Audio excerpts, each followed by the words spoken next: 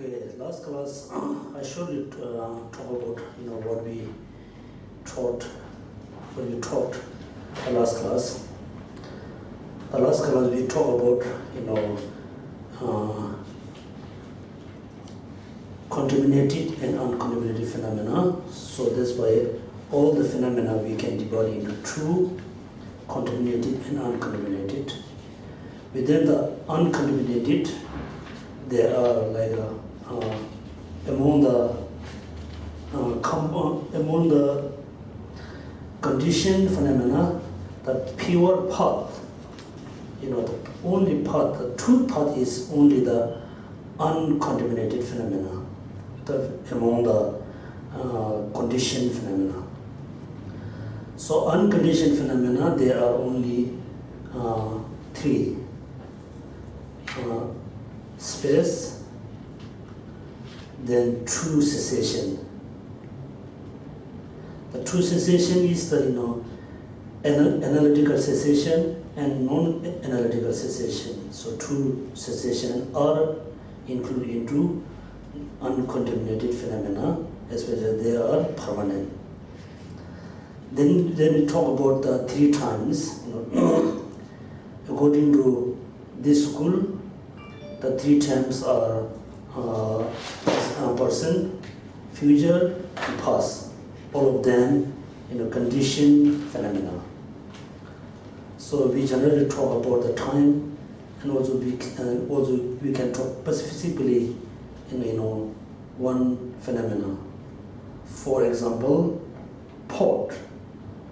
port's future, port's present, and past.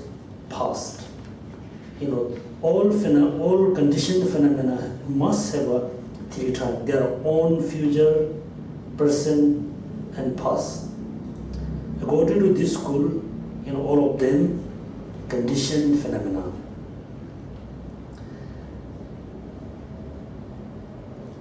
Also, according to the conscious school, the Madhyamaka school, particularly the Pasangika, also the time, future, present, past, also conditioned phenomena.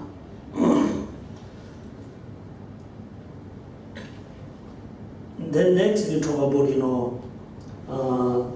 true negative generally except the Vaibhashika school, otherwise all school except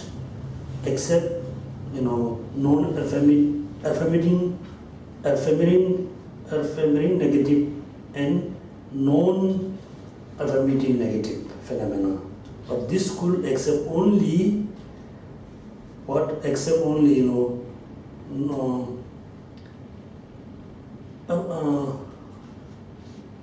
negative, affirmating negative phenomena. They don't accept non-affirmating negative phenomena.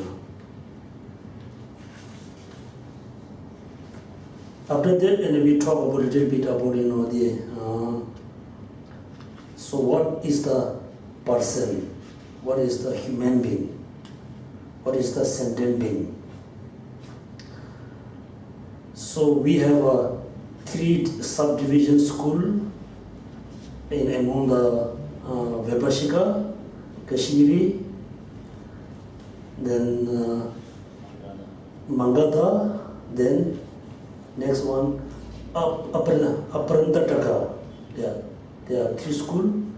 Kashmiri accept only Kashmiri as well as the proponent of Sutra. The continuum of consciousness is the basis which is connect between action and with their effect. For example, we usually believe we accumulate karma, positive or negative karma.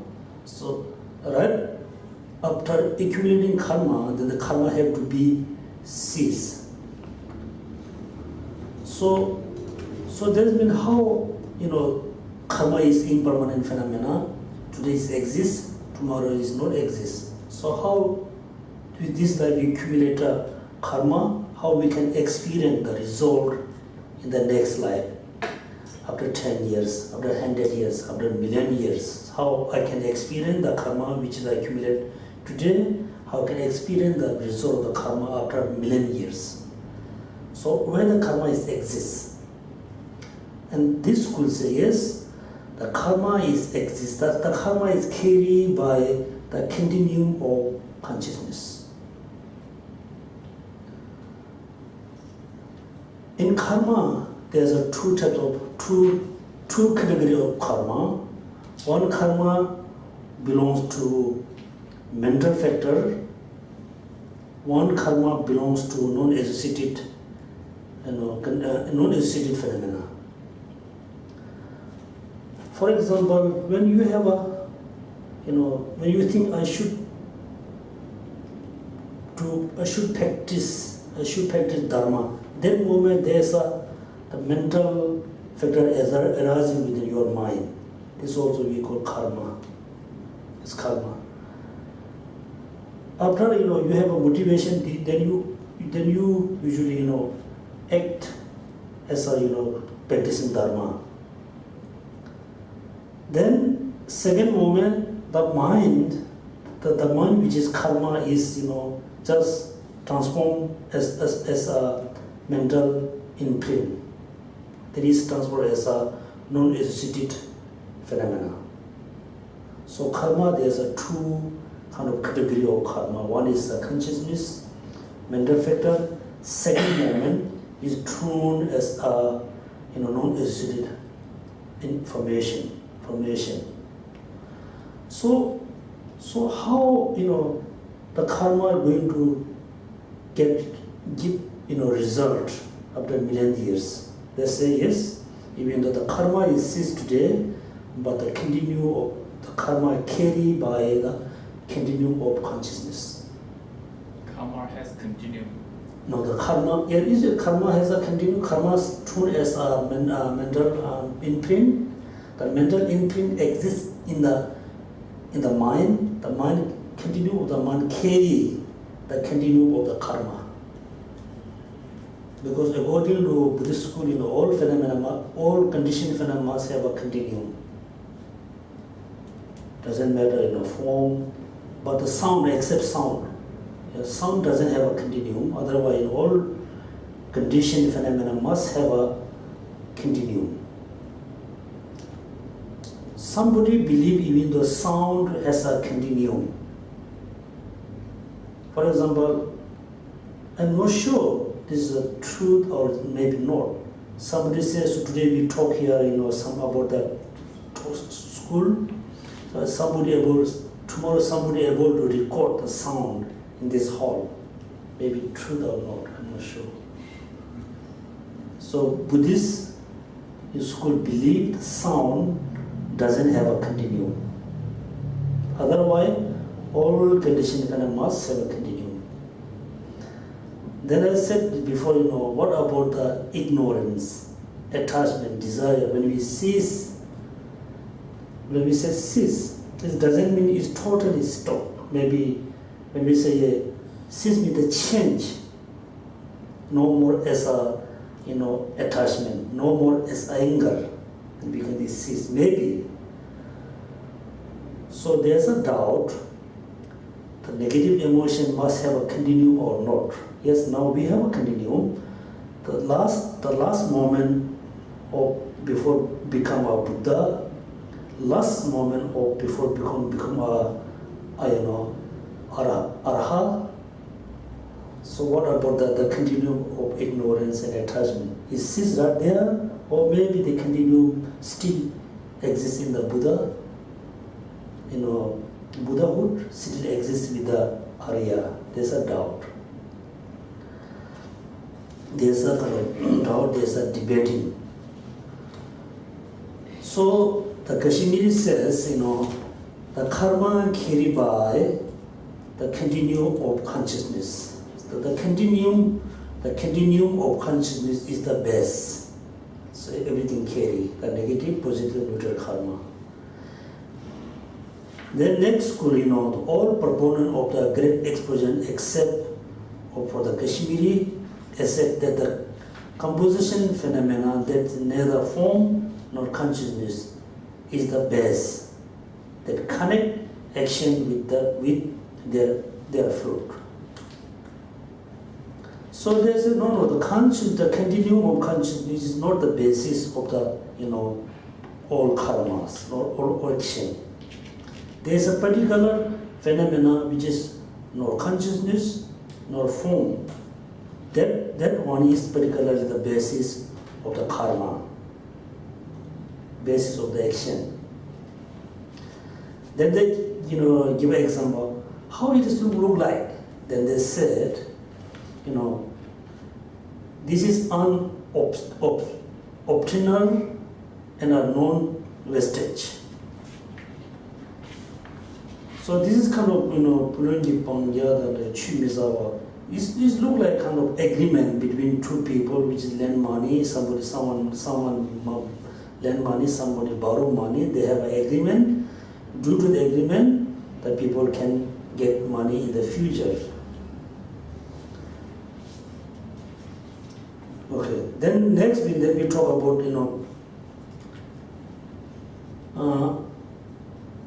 this school, particularly this school, they talk about impermanence, but they don't talk about the subtle impermanence.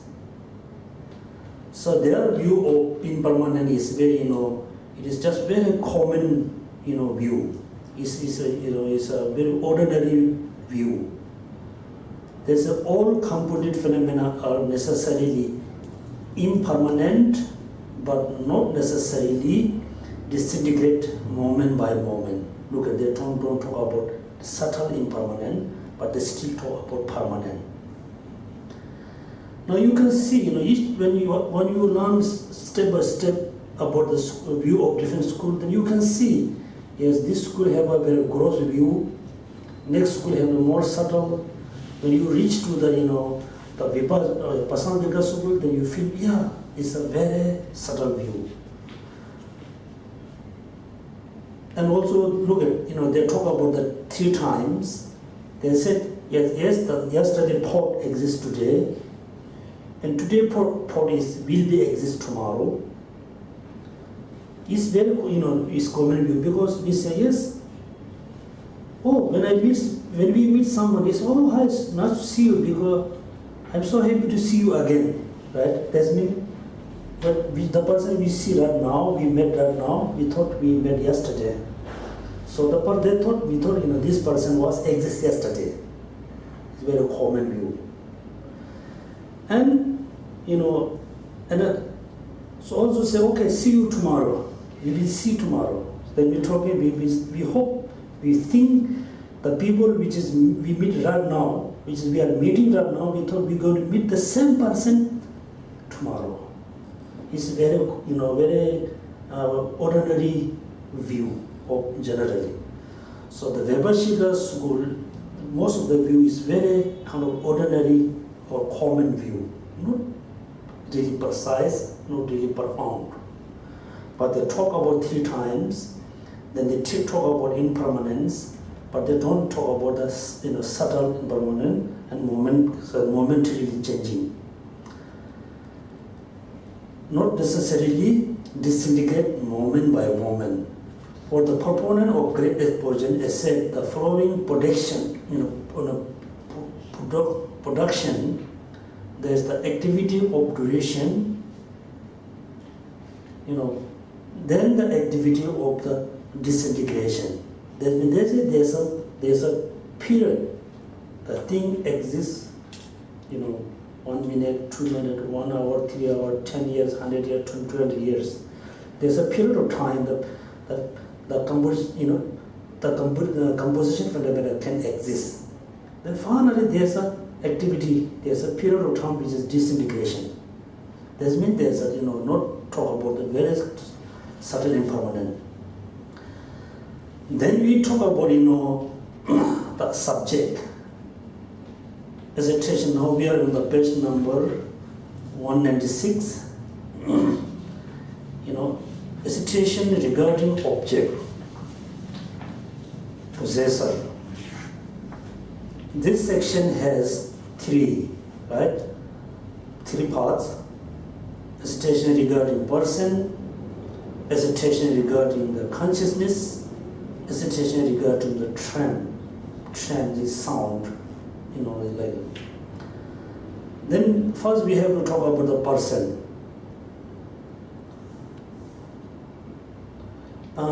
Is not correct, regarding to, we must say, regarding to being, human being, or like a god and goddess, regarding to like a sentient being and consciousness and trump. Because person is particular being, is not generally being, right? General being. So we have the assertion of being.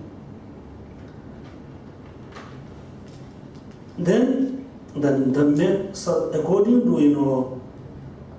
Vibhashika Sutta, there are three different view about the being, about the particular person.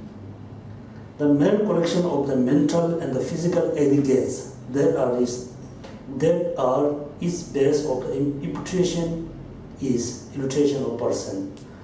So the collection of aggregates, physical aggregates and mental, the two together is the base, which is we can name as a person, imputation. So only only mental aggregate is not a person. The only physical aggregate is not a person. The collection, two of them, is the basis, which is we can call, we can name, we can input as a person. This is one of the view. The next one, among the Vibhashika, the five symmetria should accept that all five aggregates are an illustration of person. They don't say in the collection, they say the five aggregates, each of them in person.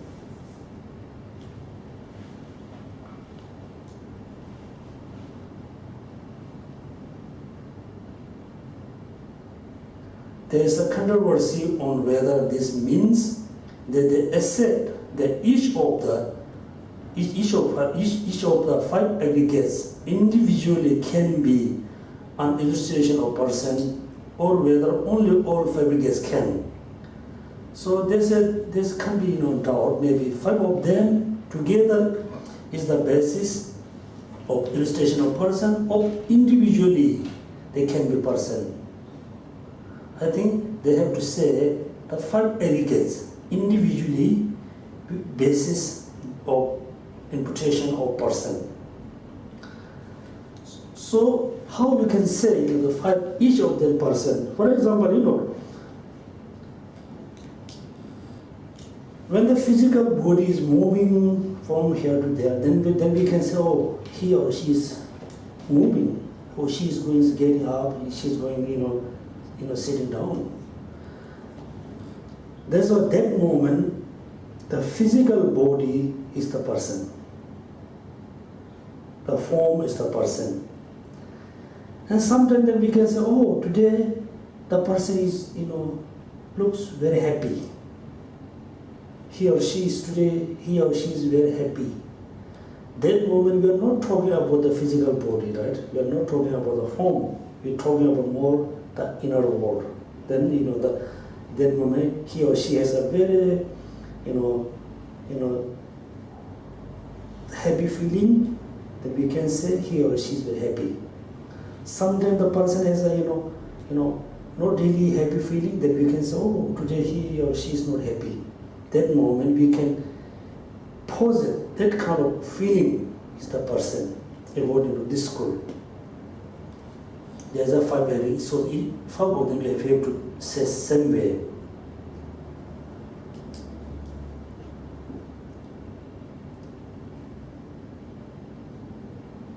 Also look at, when we say, he is very strong, the person is very strong. We always talk about based on physical body. When we say, oh, the person is so nice, he's really good, person. And at that moment, we are not only talking about based on the physical body, we are talking about more the inner quality, the way of thinking, this kind of. That's why sometimes we can pose that person based on physical body, sometimes we can pose that person based on the feeling, based on the compassion, based on angry, attachment, desire.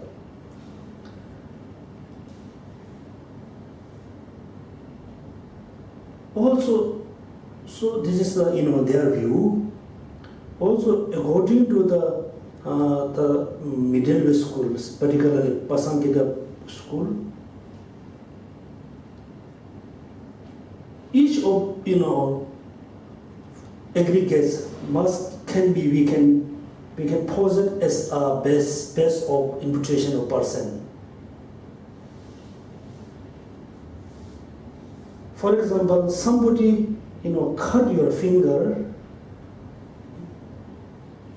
So actually they cut your finger, but they say, oh, he or she cut me, right? They cut the finger. They say he cut me. If somebody hit you your hand, also you say yes, he or she hit me. Actually they hit on your hand. That moment we can possess the person based on the hand or palm. So why this school possess the physical and mental aggregate together person, individually person?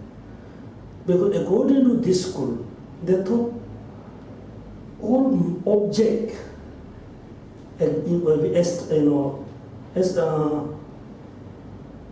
must be we can find out from we have to find out the object. It's not enough just give a name. They thought we must need something from the object side. That's why they said everything substantially established, not substantially exist. Substantially establishment. They said yes, this is table, but this. If you try to find the table, which is the table? They thought there's something there. We can pose it. This is table. And the person said, just enough, just give a name. They thought, if you try to find the person, you can find the person. Sometimes the person look like the feeling. Sometimes the person look like the physical body. Sometimes the person look like compassion. They thought we need to find out the person, which one really person, which one is really table, which one is really this particular object. That's why they thought, they say that together is person. Why not only the consciousness is person? Why not only the five aggregates are not person? They thought, only consciousness is not person, because we can say a person is, she is 80 years old, 90 years old, very young. The consciousness, we cannot say the consciousness is young and old, right? They thought consciousness, only consciousness, we cannot pose it as a person. And also only physical body also not person. We can cut the hand or leg, but we cannot say, oh, somebody cut the person. That's why they're together, because the person function, able to function when two things come together. So this is their view. The five areas individually person, the qualification of the person.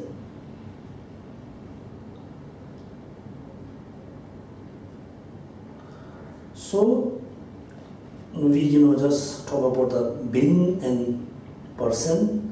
There's a two different view. The next one, the consciousness. The consciousness is the very general term. Is consciousness, can be mental factor. Consciousness can be, the man-mind. The consciousness, this section has two parts. Assertion regarding prem cognition and assertion regarding the non-prem cognition. Consciousness, yeah. Regarding prem cognition and assertion regarding non-prem consciousness.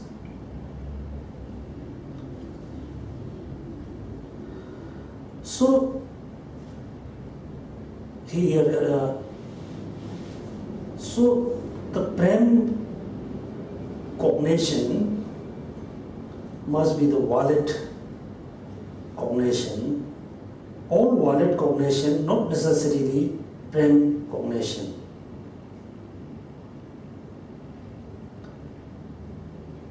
For example, someone tried to understand subtle impermanence before the person fully and 100% understand the subtle impermanence. He reached 99%, not 100%. His understanding reached to 99%, not 100%. That moment, that consciousness is the valid cognition, but not prem, cognition. So there's a difference between prem cognition and valid cognition. This is valid because it is, the person can prove the thing is impermanent, momentarily changing. It's within valid. And also somebody perceive, the white corn shore is as a yellow. That kind of consciousness is not prem cognition, neither valid cognition, valid consciousness. So prem cognition, there are direct prem cognition and inferential prem cognition. So I hope you remember the direct cognition. There's the five senses and also the mental direct cognition. With regard to direct prem cognition, they accept sense direct perception and mental direct perception. It doesn't mean all five senses are prem cognition. Each five senses can be, cognition, prem cognition, it not be non-prem cognition. They accept sense direct perception and mental direct perception and yogi direct perception, but they don't accept select cognition. Right? The direct cognition must have three, sense direct perception, the mental direct perception, yogi direct perception.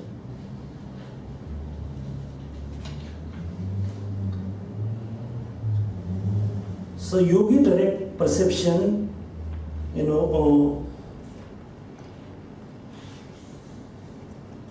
there's five paths. The person who reached who fully developed the first path, still we don't call the person is, particular yogi. Even though the person reached to the second level of path, the preparation path, we still don't call the yogi. The person who reached to the third level of paths, then we can name the person is the yogi. And he or she has the direct perception of Four Noble Truth. He can perceive the Four Noble Truth directly. This kind of person should be called the yogi direct perception. why we name the particular perception is yogi perception. The perception, shown as a direct perception through lot of training, lot of practice. For example, this moment, if we try to understand subtle impermanent, yes, we could understand the subtle impermanent through the conceptual mind. And that moment, between subtle impermanent and the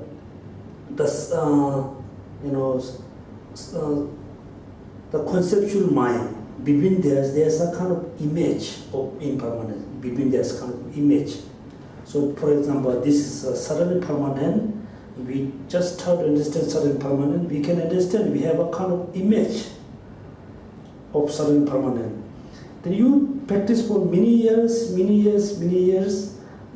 Slowly, the image become more clear, more subtle.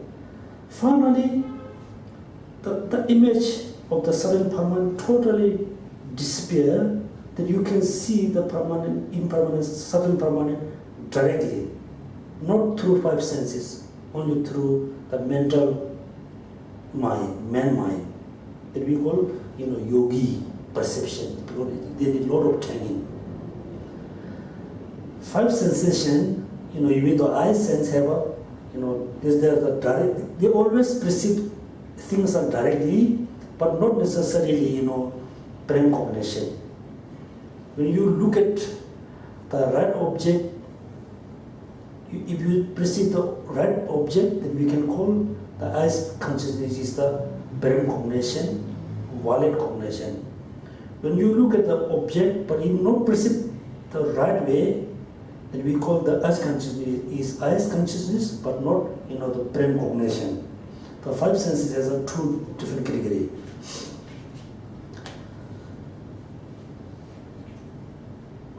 Yogi direct perception. There's a quotation, there's a direct quotation of the Four Noble Truths, and there are 16 attributes. Attributes, right? Pronunciation.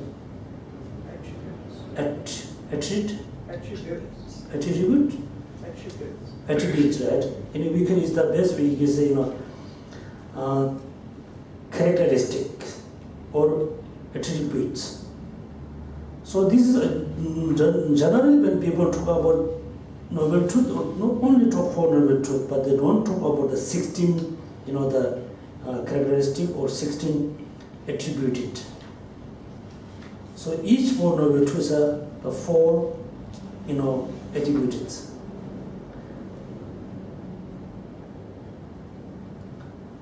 They do not accept, this school accept the three direct perceptive cognition, but they do not accept the self, cognition.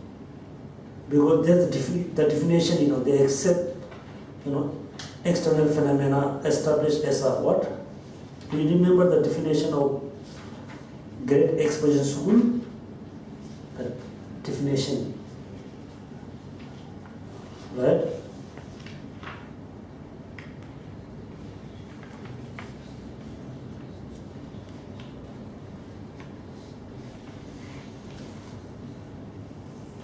The definition of proponent of Great Exposition School is person propounding the lesser vehicle Tenet who does not accept self-cognizing consciousness and who accept external objects are being truly established.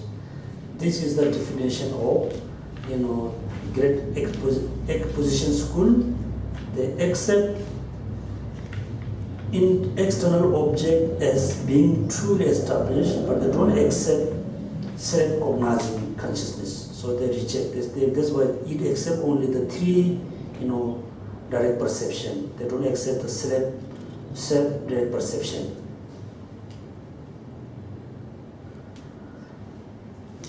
most, many things which is, except the upper school, but this school reject.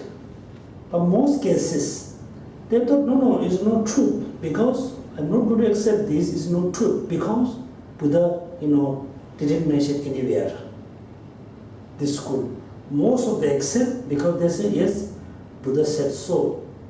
They say, oh, no, I'm not going to accept, I'm going to reject, because even though you are saying, but in the text it didn't mention. So this, great exposition school, whatever accept, they accept based on Buddha teaching, whatever they reject based on Buddha teaching. According to this school, they don't accept, the Prajaparamita teaching, the great deficient teaching, doctrine. They accept only the Four Noble Truth teaching of Four Noble Truth. That's it. That's why, when you see in the Thai tradition, Sri Lanka, they only talk about Four Noble Truth. They never talk about the Prajaparamita. They don't talk about the emptiness, so and so. Their school very similar with the Great Exposition School. Okay, now page number 198. Unlike the other school, the proponent of Great Exposition essay, that the sense direct prem cognition is not necessarily a consciousness. This is also one unique concept, okay? Look at. So sense direct prem cognition is not necessarily a consciousness. So when we learn about the Dura collection topic, we always think, we always say, all the direct or indirect cognition are consciousness, necessarily consciousness, necessarily, mind. But in this school said, direct prem cognition is not necessarily a consciousness, because the physical eye sense means, the eyes, the organ, eyes organ. Sense is for me a little confusion, because sense means sometimes like a consciousness, necessarily consciousness, sense. The English term. No. So the five, eyes organ and eyes sense is the same. Tibetan is very easy to look at. The whole goal we can call is eyes, but we don't call this eyes organ. Within the eyes, there's a particular, object which is very clear. It is the base of eyes consciousness. There's the eyes, we can call it twist totally eye. When we call open eye, close your eyes, right? It's totally eye. Within the eye, in the middle, there's a particular object is very clear, like a crystal. That particular object is we call the eyes organ. This is the base of the eyes consciousness. When you have when you got some damage of the five eyes organ, then the consciousness cannot no more able to function, even though the consciousness is no more there. Because they lost the base, then there are no eyes consciousness. The eye sense, I'm not sure. It's like he's talking about the organ, or he's talking about the mind. Is the clear object? I think it's more of the mind, I think. Organ is the physical eye, the eye we can see and touch. Eye sense. Eyes, organ, I think it's like the real eye. Yeah. He's not talking about the whole thing, right? We Tibetans say milk is the whole thing. Then we call the milk wangbo. Is that within the eyes there's particular object. It's look like crystal light. This is milk wangbo. Then we told milk number shepa is the eyes consciousness. Eyes, eye organ, eye consciousness. Okay, it doesn't matter what you want. Now we just carry, to go according to this translation. There's the physical eye sense. For me, not really comfortable. There's a physical eyes sense. Is talking about physical eye and sense separate or physical eyes. Is because eye sense is a physical, right? Whatever they said the physical eye sense is a common locus of being matter, not consciousness. Being a perception and of being a primary cognition. This means this physical eye sense is a prime cognition, it is a perception, it is the prime cognition, but it is not consciousness. All other schools, they never accept the physical eye sense is a cognition, it is a perception. They never accept. But this school, the physical eye sense is a perception, is a prime cognition, but not consciousness. All schools must say if some phenomena is a prime cognition, is necessarily consciousness. They do not accept that a sense power alone, look at his sense power is, for me, sense power is talking about the sense organ. They do not accept that the sense power alone can perceive an object, nor do this accept the sense consciousness alone is capable of doing so. It is, I think, same old school, not only particular this school. Only the eyes consciousness not perceive the object only. Only the eyes power, only eye power not perceive the object. Both unanimously together they can perceive the object, perceive the form. There's a reason, right? They maintain that the two together perceive an object and consciousness consequently, consequently, right? Consequently, they, unlike all other Buddhist schools, accept that both sense power and sense consciousness are perceiver.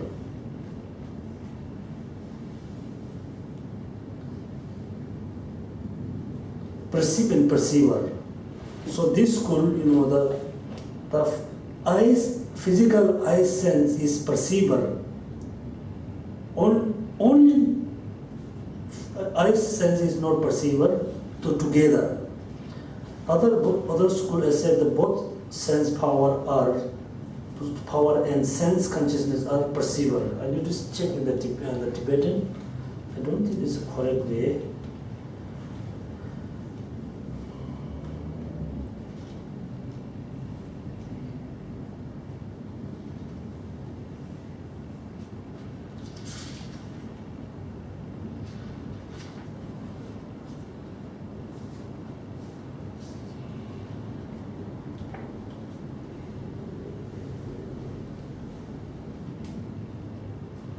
So I think this is a quotation, unlike all other Buddhist schools accept that both sense power and sense consciousness are perceiver.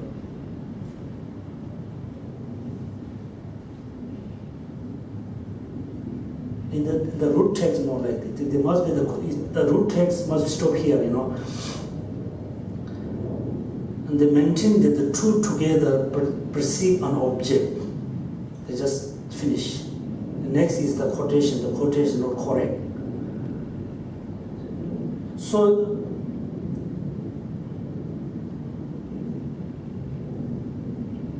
the next one is also one unique view.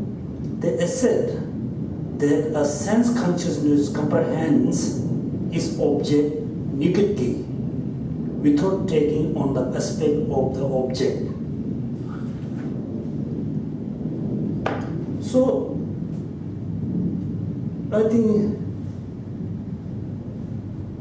only this school, otherwise all school except when you look at a particular form, there's a consciousness. When you look at the form, there's a aspect between there's a between form and unconscious. There's aspect. The aspect is so difficult to understand for you because it's very neutral aspect. When you look at the the white console, at that moment the eyes consciousness,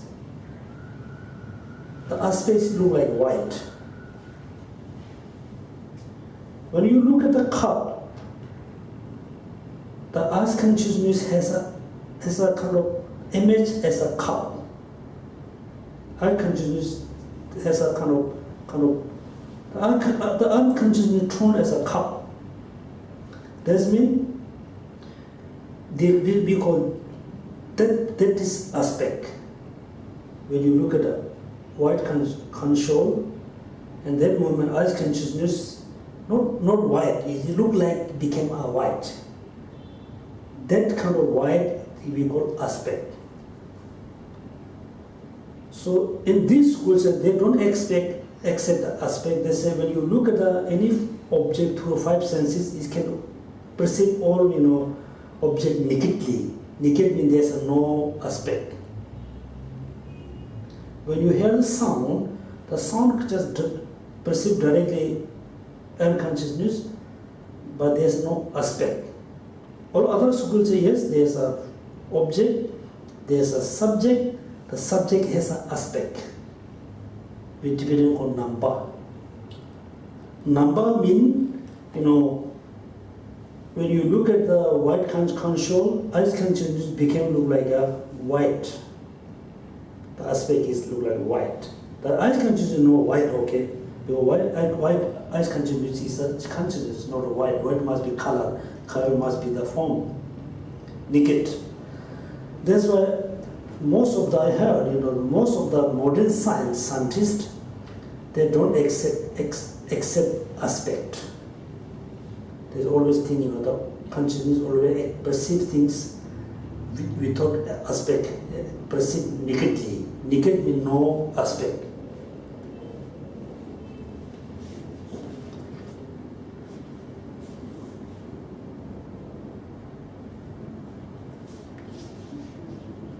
I said that consciousness comprehends object nakedly without taking on the aspect of the object.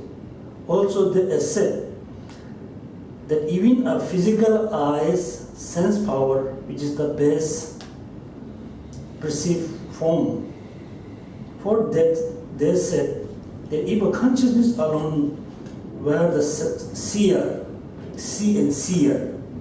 then one would see form that are obstructed by walls and so forth. That thing, I think this is same other school too. When you perceive a form, when you look at this table, you perceive the table through eye consciousness is eye power together, not only by eyes consciousness. Just in case, if only eye consciousness is able to perceive the form, then they say there's no reason you cannot see the thing which is behind the walls, which is obstructed by walls.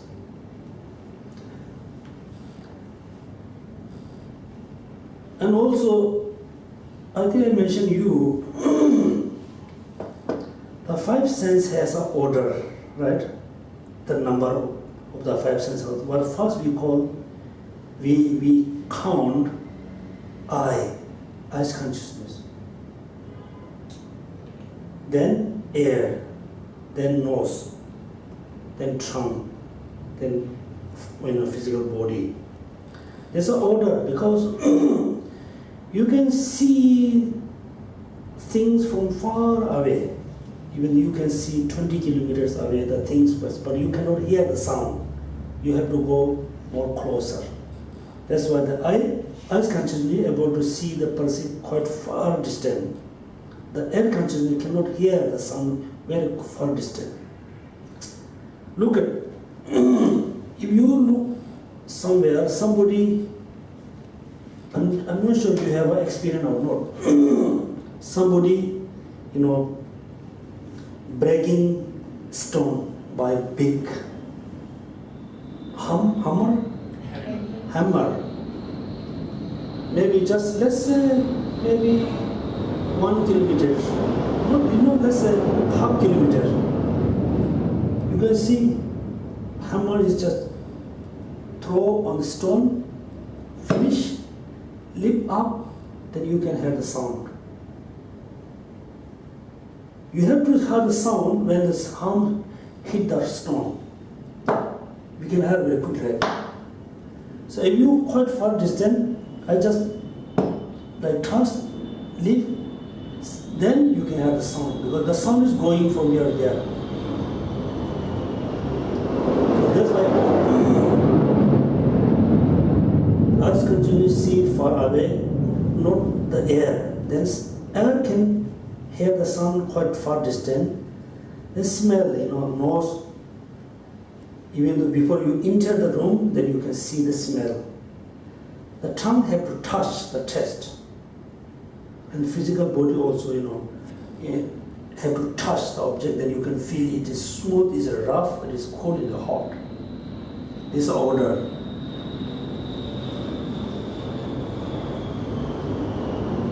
But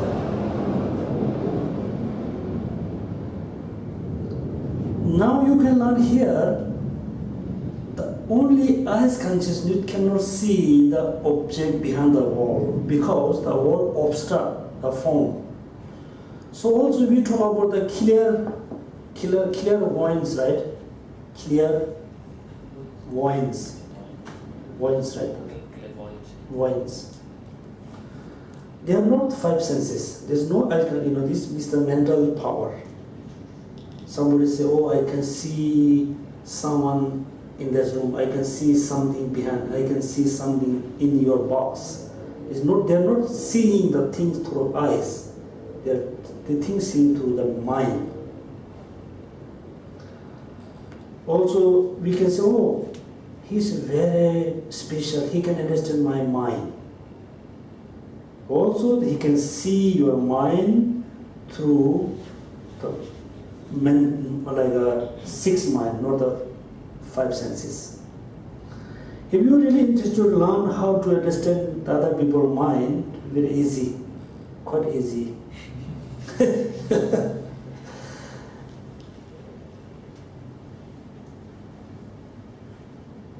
Whenever you have some thought in your mind, doesn't matter good or bad or whatever, they always little, little kind of movement in your body. The movement in your body. If you think something, there's a movement. That's why first you have to learn, when somebody get angry, what's the body movements look like? When someone is very happy, what the body movements look like?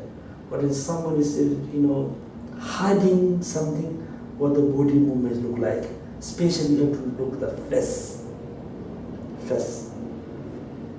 When you have some thought, there's a kind of movement in your face.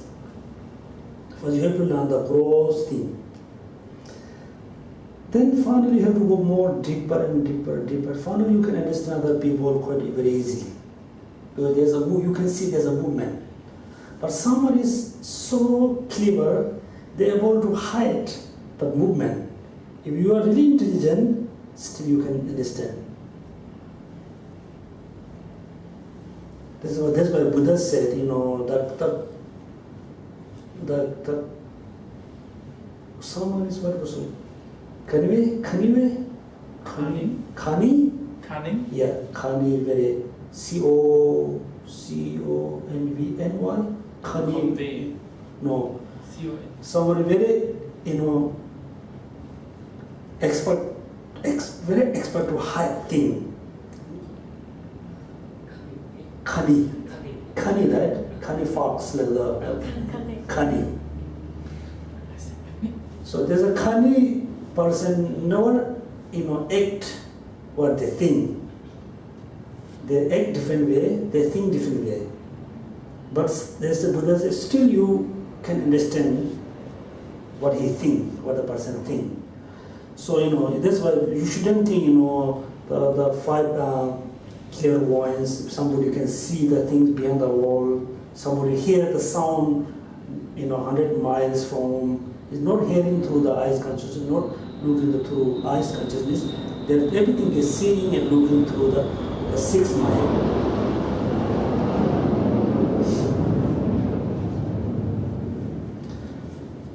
So only mind, only the mind consciousness cannot see, cannot perceive the form. The both together perceive the form. And mind and its mental factor are accepted to be different substantial entity. This is also one of the very unique perception of this one.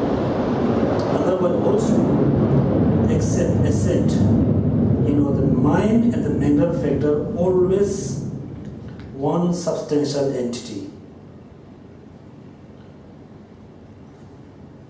Mind and so the five universal mind, mental factor, and the mind always one substantial entity. But this Guru says that doesn't matter. All mental factor must be different substantial from the mind. Mind always different substantial from the mental factor. This is one of the unique. I hope you remember the mind and mental factor, the numbers, the positive, negative, universal, individual. Now next we can move, because I want to finish little quickly this one today. Next I think we will finish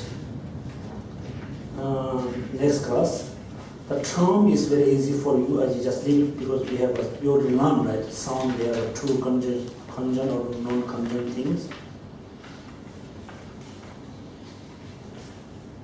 So we just jump verse number 203, hesitation on the path. Assertions on the path. Yeah, assertion on the path. Assertion. Assertion, yeah. Assertion on the path. 203. This section has 3 parts. The Great Exposition School station regarding the object of the observation of the paths. 1. Second is objects abandoned by the path and the nature of the path. This is same have to carry everywhere, right? Yep. Assertion regarding the object of the observation of the paths. First, second, object abandoned, right? Yes. Abandoned by path and the nature of the path. Look at here. You have to understand very important. Everybody is very which is very good. You are very interested on meditation. When you do some meditation, you really need to know which object you have to focus. The object. Then abandon.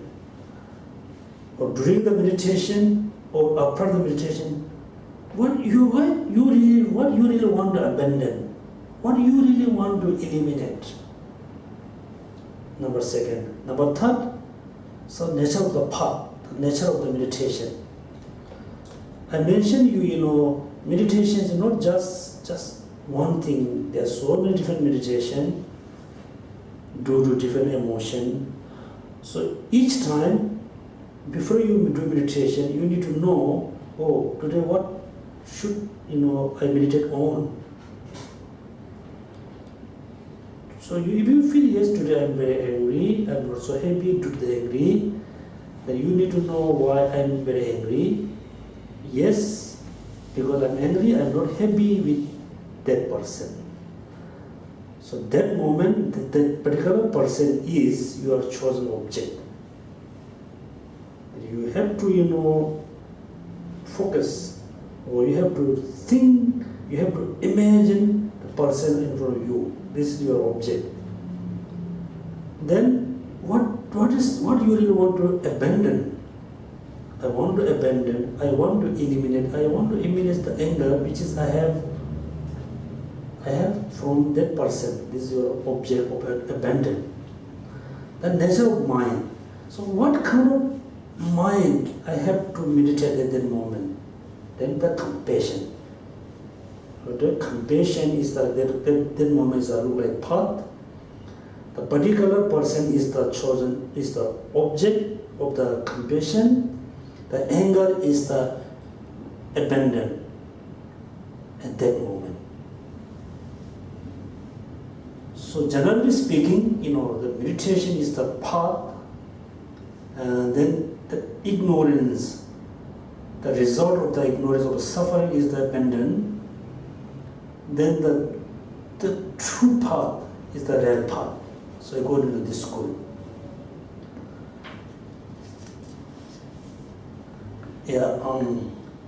Object of observation of the path. The object of observation are the 16 attributes of 4 truths. Impermanent and so forth. I mentioned in the 4 noble truths, each has 4 attributes.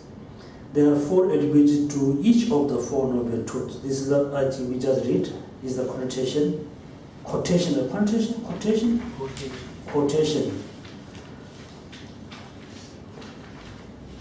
The first one, the attributes of the first truth.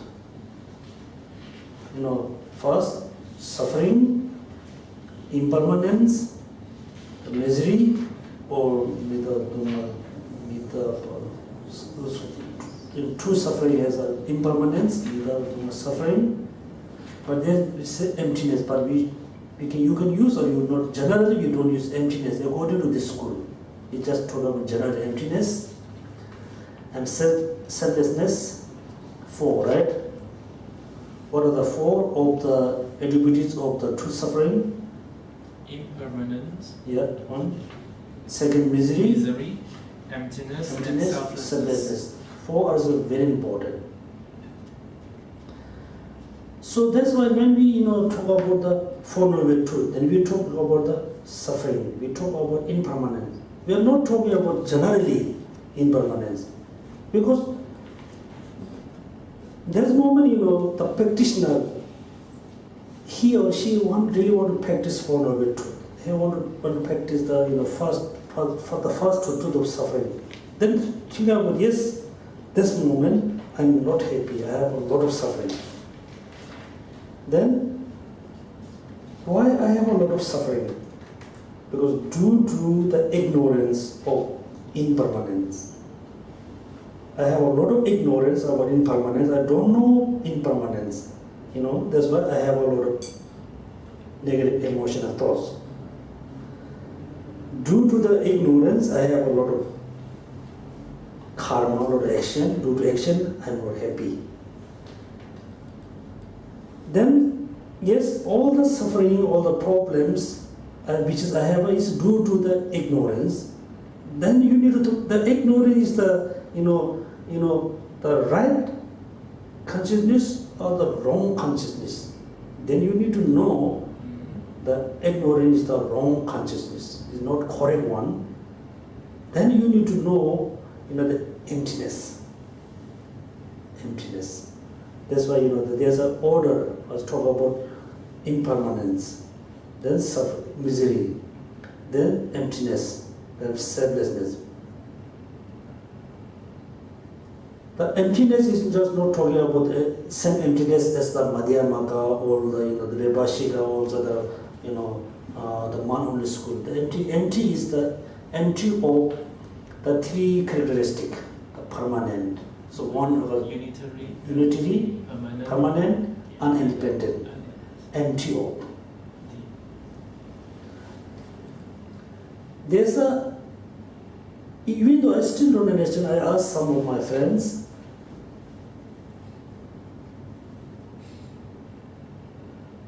Due to impermanence, there's a suffering. Due to suffering, there's emptiness. Due to emptiness, there's a selflessness. There's an order. Why there's an order? First impermanence, there's a suffering, the emptiness. Why the order? Because Chandrakirti mentioned, Dechir, Mita, Le Dunga, Dunga. Dechir means you have a lot of suffering. You shouldn't worry the suffering for other people. You shouldn't worry about the rest of us. You shouldn't worry about your suffering. You have a suffering due to the ignorance. You have a lot of ignorance, including impermanence. But things are, compounded phenomena are impermanent, but due to my ignorance, I perceive things as a permanent. They said, that's why you have a suffering. So once you understand, things are impermanent, then things are impermanent. You can see things are, changing moment by moment, very, fastly. Then you have an argument with someone. Second, you don't need to be angry with the person who already have an argument, because the person already has changed. Same thing, sometimes you have a very strong attachment with a particular object, particular person. When you meet, when you use the object, then after a few months, few days, you still have attachment. So you don't have to, because the thing which you already seen has already changed. So that's why, there's a kind of logic order.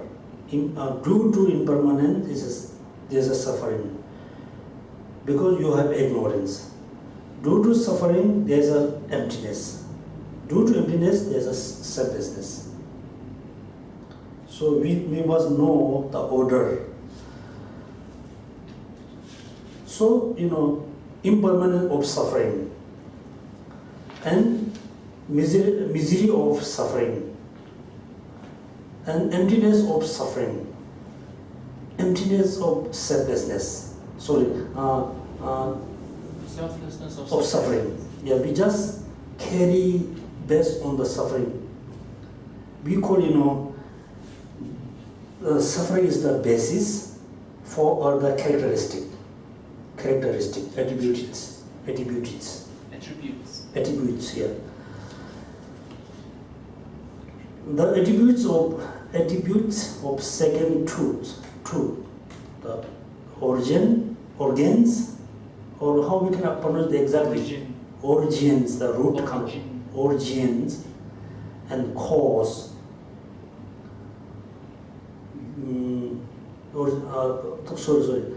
The second truth, origins, and the cause,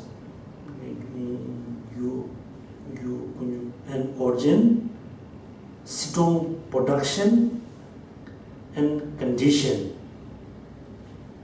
So also we have to carry same thing, the base, the origins are the basis, then cause, the origin, and strong production and condition.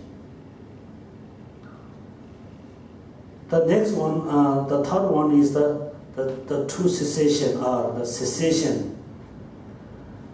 and specification and auspiciousness and definite emergence. Yeah, but they are the characteristic of the attributes of the cessation. The path is same, path, suitability, and achievement, and deliverance, right? Deliverance. There. So this is very important. You need to know the 16 attributes of the Four Noble Truths. If you don't understand the 16, for you so difficult to understand the 16 seeing parts. Next, we're going to talk about the 16, the seeing part. Among the 16 parts, there's a different, they go to this school.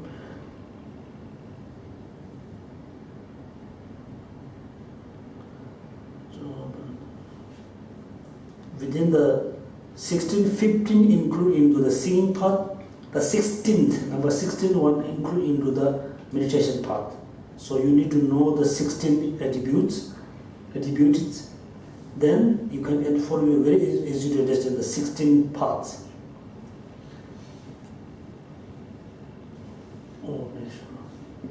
The next, the subtle selflessness and subtle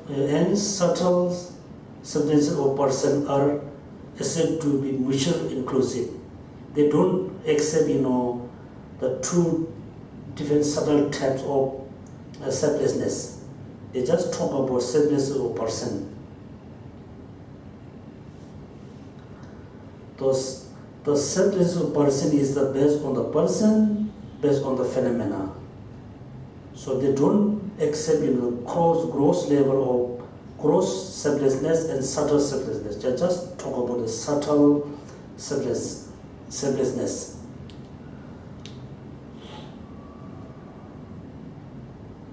So other school, they always talk about the gross level selflessness and subtle level of selflessness.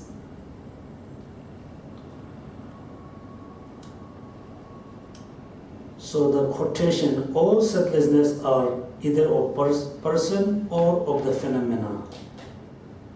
And since the proponent of the great exposition do not accept selflessness of phenomena, for them subtle selflessness is necessarily a selflessness of person. So I think somebody has have a little bit confusion. When you say the selflessness of person, is not necessarily the selflessness with the person. Selflessness person. Selflessness person of the table.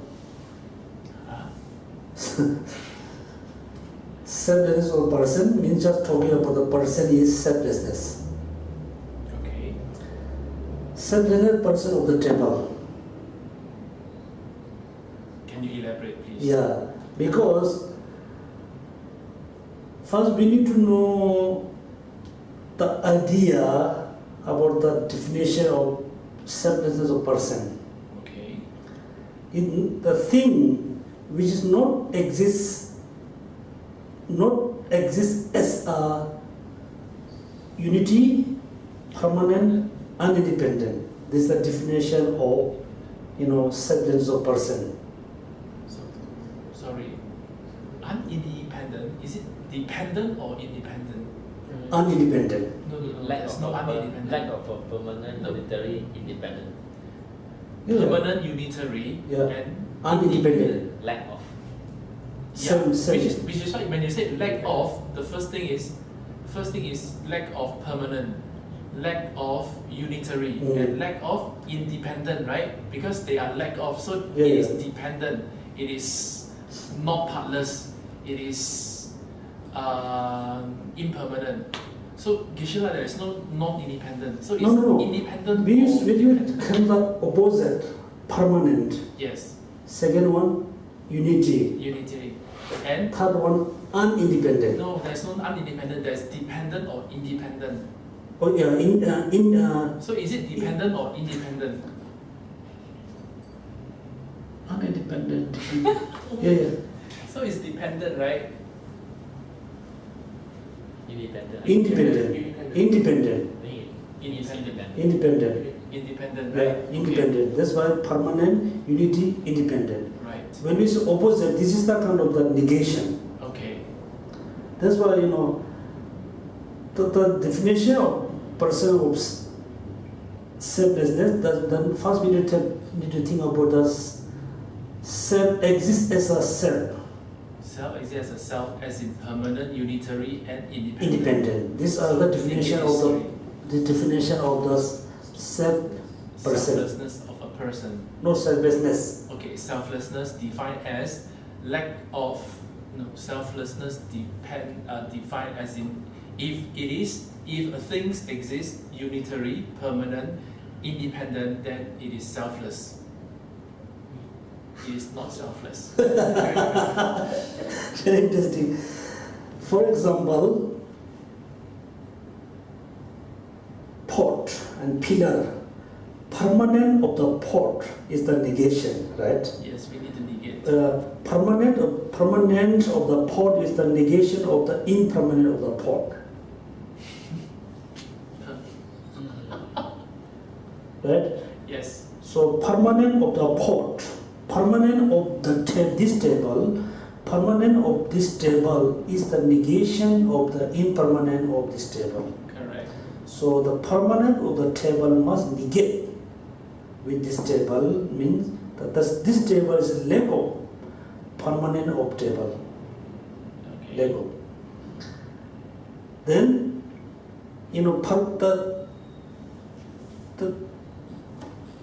the table is not exist as a unitary.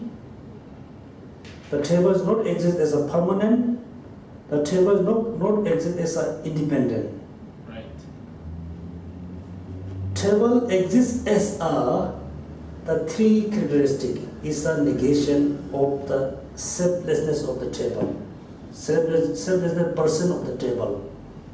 So, if a table is selflessness, it necessary need to be permanent, unitary, and independent. If a table were to be selfless, then it has to be permanent, unitary, independent. Can you repeat again? If table is selfless, Selfless. yes, it's selfless, it has to be permanent. No, impermanent. Has to be impermanent. It has to be impermanent. Have to be not unitary. Non-unitary and Have to be unindependent. Independent. Dependent. Opposite. Yeah. Have to be. Dependent is opposite of independent. It depends on something. It is, the table is selflessness. They have to be impermanent. Have to be not unity. Yeah. The first one you say it has to be permanent, that is wrong. So if table is selfless, then it has No. to be impermanent. The table is selflessness. Table Is selfless. is selfless. That's why it's impermanent. It is impermanent. Have to be impermanent. Have to be impermanent. Has to be non-partless and has to be dependent. dependent. That's right. Dependent. They have to be. If the table is Non-selflessness, Non-selfless, then it is permanent, unitary, independent. Because there's too many negative effects on the words. Then you go straight away. So back to the basic: selfless or non-selfless, dependent or non-dependent, dependent or independent. So it's easier that way because the first thing you establish that is it permanent. So the permanent negates the impermanent. So you try to establish the impermanence that negates the permanence to make it selfless. So, but all you want to say is if it's selfless, then it has to be impermanent. No. It's not just It's impermanent. No. This is not. It's selfless. So then this the different. This not. You can never bring the all three together. Yeah. You have to be three together. Right. Just you are right. This table is selfless. Is impermanence. Is right. But this is not just enough definition. You have to be three. So I'm not sure how to say.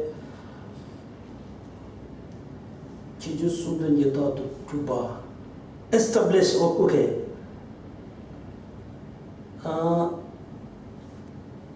Permanent, unitary, independent. If the table established as permanent, not unity, Impermanent, non-partless. No, the opposite of the unity, partless. Non-unitary. Compounded. Then you have to say Let's there's say- no non-unitary, so it's Let's say compounded. Non-unitary. Anyways, let's say the part, let's say, Compounded is compounded. let's say, the table establishes as a permanent and Unitary. a unity and independent Right. is the definition of,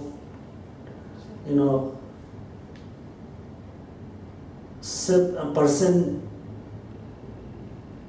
non-selfless person. Non-selfless Person. That's why you shouldn't think the selfless person is necessary to be just only with the person. Not the human person. No. person. All phenomena must be covered with all phenomena. Because over here, the connotation says that they do not see selflessness of phenomena. So everything has to be as person. So you objectify all phenomena as a person, is it? No, that's why the confusion is here. We Tibetan have the name is the Kanza, Kanza. They translate is the person. In the English term, person is only the human being. Yes. The Kanza cover, the name Any cover, objects. not any object, cover all kind of the sentient beings, include even though the Buddha, Kanza. The person is just cover only the human being. This is the translation. But table you can't call it Person. No. because it's inanimate. Table is not person, right? Yeah. So when it says phenomena, when everything has to be, either is a person or a phenomena, right? Everything that we can see, we can touch, we can feel, we can think of, all is either included in as a person or a phenomena, right? So selflessness of a person then refer to all sentient beings, including Buddha. What about phenomena? Yeah. Also, all phenomena true. Even the table including the service of person. Can anybody help me to answer Yeah. this question? So, the Madhya Motor School has a very easy, same as your idea. Selflessness on the person because of person's selflessness. The rest of the object, not the being, the travel, selflessness of travel, we call the selflessness of the phenomena. But here, they don't accept selflessness of the phenomena. They call, person selflessness of phenomena. Person selflessness of the table. Okay. So this is their assertion. Okay. Let's accept that. Okay. No. It's just not on the it's not enough, this view, because there's the translation problem also. So in Hindi or Sanskrit, you have any words for that? Because like Tibetans, you have words that is directly created from the Sanskrit, right? Yeah, Kanza. So is there anything? Okay, never mind. I No, don't I speak think- Sanskrit as well. Yeah. So you can check the the time with the Sanskrit. I also can find out. Yes, it's finished. So we finish here. So we will see next Saturday. Saturday.